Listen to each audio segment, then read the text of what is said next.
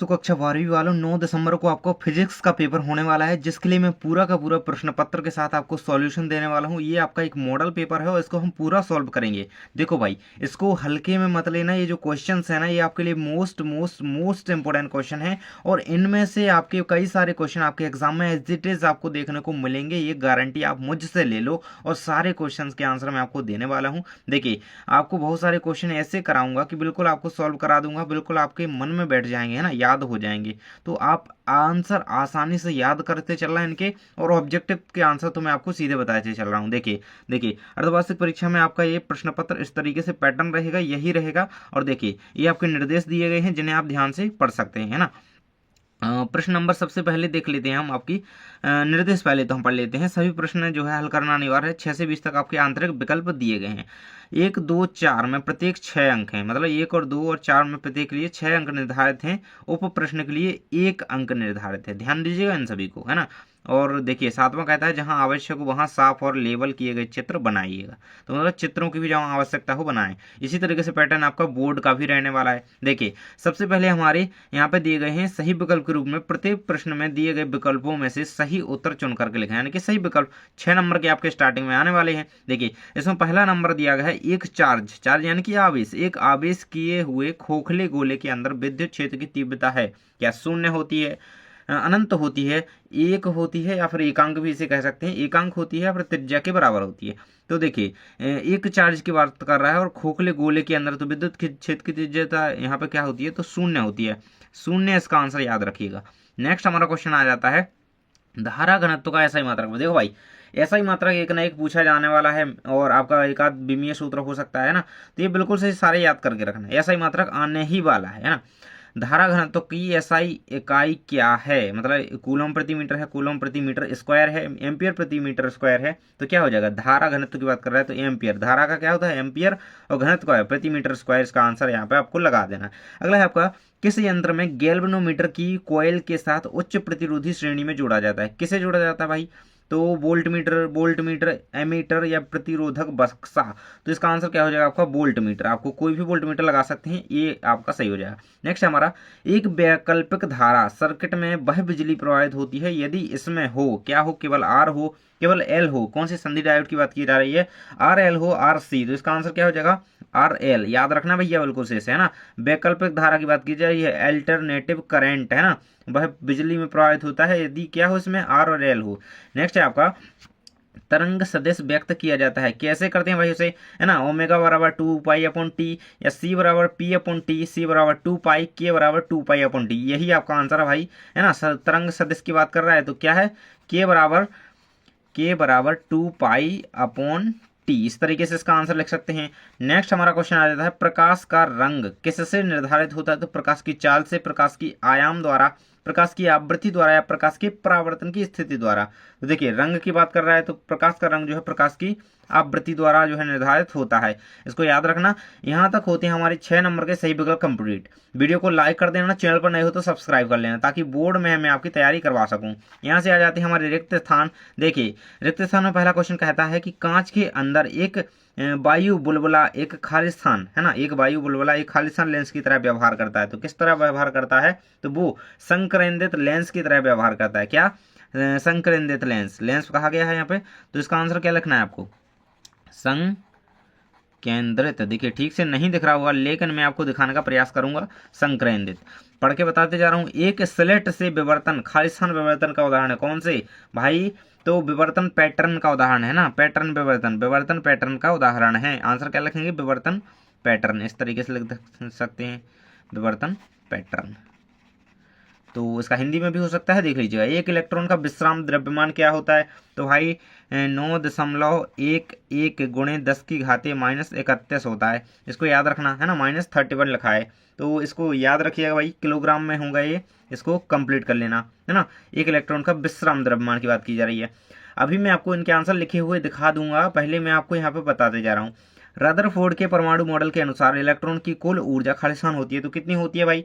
तो नकारात्मक हो जाती है। मतलब कुल ऊर्जा खालिस्तान हो जाती है, क्या हो जाती है? नेगेटिव हो जाती है, नेगेटिव हो जाती है।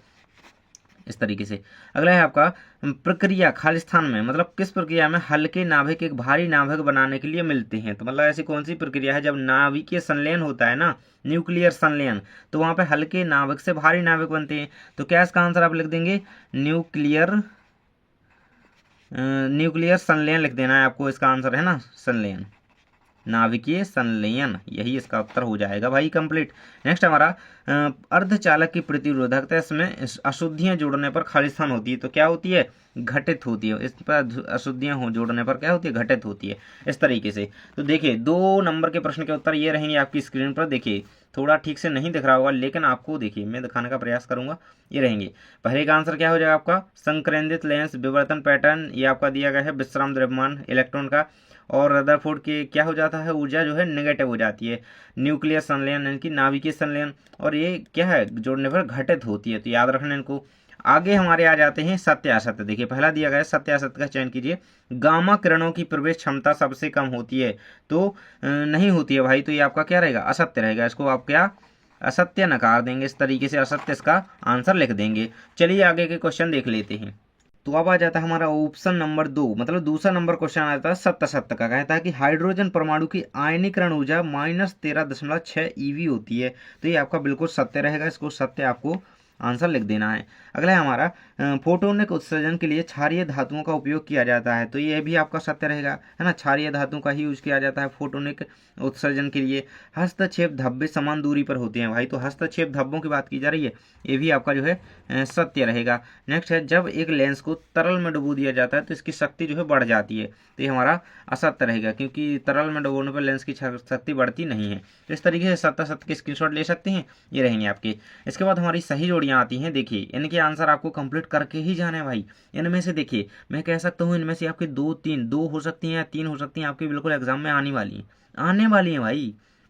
देखो कॉलम ए और बी में दी गई है खगोलीय दूरदर्शी की आवर्धन शक्ति, तो भाई क्या होती है, इसकी जोड़ी आपकी मिल जाएगी -1, है ना, -1 यहाँ पे दिया गया है, ये रहेगा आपका +D/F, ये है ना, माइनस हो गया यहाँ पे शायद 1 +D/F, यही इसकी जोड़ी पहले से ये से मिल जाएगी। सेकंड है आपका सरल सूक्ष्मदर्शी की आवर्धन शक्ति क्या होती है, तो 1/2 ये रहेगी आपकी, CV नहीं होती है, ε0E2, ये याद रखिएगा, है ना, B एप्सिलॉन। नेक्स्ट है आपका संयुक्त सूक्ष्मदर्शी की, इधर सरल की पूछी गई, ये संयुक्त की है, तो भाई इनमें डिफरेंस याद रखना, नहीं तो अपोजिट करके आ जाओ और चक्कर में बिलुड़ जाओ, ये नहीं करना, ये C की रहेगी, है ना, 1/2 CV²। चालक का जो ऊर्जा घनत्व होता है वो क्या होता है ना, ये आपका इसका आंसर रहेगा आपका 1/2 CO। भाई इसका आंसर कहाँ है आपका, ये रहेगा इसका आंसर, है ना, ये नहीं है इसका आंसर भाई, इसका कौन सा है, इसका आंसर आपका ये वाला रहेगा शायद, ये चालक की ऊर्जा घनत्व ये रहेगा, है ना। इसके बाद नेक्स्ट क्वेश्चन हमारा चालक की, मतलब ये 4 का हो जाएगा, D का हो जाएगा, है ना। इसमें थोड़ा डाउट है मुझे, तो आप लोग क्लियर करा देना, अगर गलत हो तो बता दीजिएगा। चालक की संभावित ऊर्जा क्या होती है, तो चालक की संभावित ऊर्जा उसके सामने ही दी गई है। और विद्युत प्रवाह का मान क्या होता है, तो ये भी आपके सामने दिया गया है ना, F का। तो इस तरीके से हो जाती है, इसमें थोड़ा डाउट है तो आप उसे क्लियर कर दीजिएगा। इस तरीके से जोड़ियाँ आपकी दी गई हैं यहाँ पर, इन्हें कंप्लीट कीजिएगा। इसके बाद एक शब्द या वाक्य में उत्तर आ जाती हैं। देखिए 5 नंबर के आने हैं ये आपके। यदि किसी पदार्थ की चुंबकीय संवेदिता 0.5 है तो यह किस प्रकार का पदार्थ है, तो भाई यह जो है परामैग्नेटिक, है ना, क्या है, परामैग्नेटिक पदार्थ है। इसको उत्तर में लिख देना परामैग्नेटिक, मैग्नेटिक लिखा है ना। स्वप्रेरकत्व का ऐसा मात्रक क्या है, भाई हर बार बोर्ड में आ रहा है, हेनरी पता है ना, बिल्कुल याद ही होगा। इसे कैपिटल H द्वारा प्रदर्शित करते हैं। नेक्स्ट हमारा क्वेश्चन आ जाता है प्रेरणात्मक अभ्युत्थान, है ना, इंडक्टिव रेजिस्टेंस की बात की जा रही है, रिएक्टेंस की, और कोणीय आवृत्ति के बीच संबंध लिखिए। तो इसको बिल्कुल से याद रखना है, इसका जो संबंध है इसका ये आप याद रखिएगा, ये आपके सामने दिया गया है, ये रहेगा आंसर भाई, है ना। ये आपको ओमेगा, है ना, XL = ω/L, ये रहेगा आपका, इसको याद रखना, ये संबंध है आपका, है ना, प्रेरणात्मक अभ्युत्थान में और किसमें, कोणीय आवृत्ति में, याद रखना। नेक्स्ट हमारा प्रवाह की कमल औसत मान और पीक मान के बीच संबंध लिखिए। तो इसका आंसर आपका हो जाएगा, देखिए ये आपका आंसर रहेगा, बिल्कुल गोल में आपको दिख रहा होगा, थोड़ा चमक नहीं पड़े इस पे, इसके लिए मैं, अरे भाई लीजिए, है ना, ये रहेगा आपका आंसर, D का आंसर ये रहेगा आपका। नेक्स्ट है हमारा भाई उस परिघटना का नाम बताइए जो विकिरणों की कणीय प्रकृति को प्रदर्शित करती है। तो फोटोलाइटिक है ना, फोटो इलेक्ट्रिक जो प्रभाव होता है ना, वो होता है ये याद रखना, फोटो इलेक्ट्रिक प्रभाव है ना, जो विकिरणों की कणीय जो है स्थिति को दर्शाती है वो परिघटना फोटो इलेक्ट्रिक प्रभाव कहलाती है। इसको याद रख लेना। यहाँ पे हमारे हो जाते हैं 5 तक कंप्लीट। अब आ जाता है 6 नंबर का प्रश्न, जब एक विलगित चालक को धनात्मक आवेशित किया जाता है तो उसका द्रव्यमान घटता क्यों भाई, है ना।